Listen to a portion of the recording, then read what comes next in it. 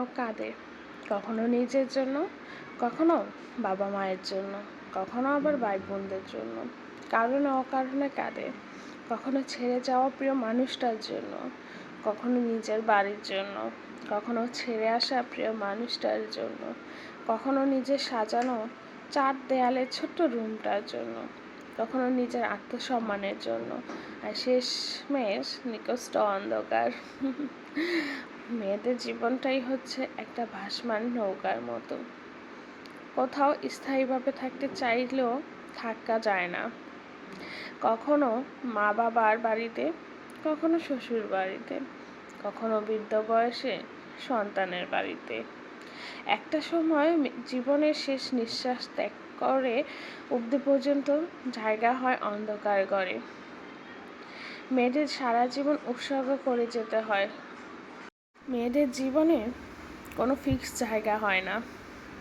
মেয়েদের কখনো জানা হয় না আসলে কোন বাড়িটা তাদের জন্য নির্দিষ্ট, কোন বাড়িটা তাদের নিজের জন্য,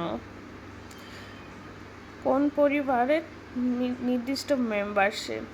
তারপরও মেয়েরা চারপাশ সামলিয়ে বেঁচে থাকে, কখনো মূল্য পেয়ে, আবার কখনো মূল্যহীন হয়ে, নিজের জন্য, নিজের প্রিয় মানুষগুলোর ভালোর জন্য।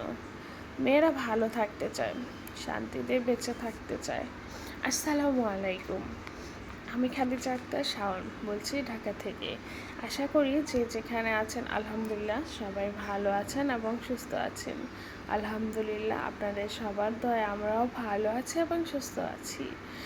আর আজকের ভিডিওটা হচ্ছে শবে বরাতের আগের দিনের ভিডিও। যেহেতু রমজান মাস, এখন একদমই সময় পাচ্ছি না ব্লগ তৈরি করার, তো এই আগের অনেকগুলো ভিডিও আছে, সেইগুলোই আপনাদের সাথে আস্তে আস্তে শেয়ার করব। আচ্ছা, আমার মতো কি আপনারাও একমত? আসলে কিন্তু মেয়েদের কোথাও কোনো বাড়ি হয় না, জায়গা হয় না। শুধুমাত্র যখন নিজের নামে নির্দিষ্ট একটা বাড়ি থাকে তখনই হয় ওইটা মেয়ের বাড়ি। না হলে কিন্তু কখনোই আমি শুনি নাই বলতে যে এটা তোমার বাড়ি না, সেটা শ্বশুর বাড়ি হোক কিংবা বাবার বাড়ি হোক, সব জায়গায় কিন্তু মেয়েরা অবহেলিত।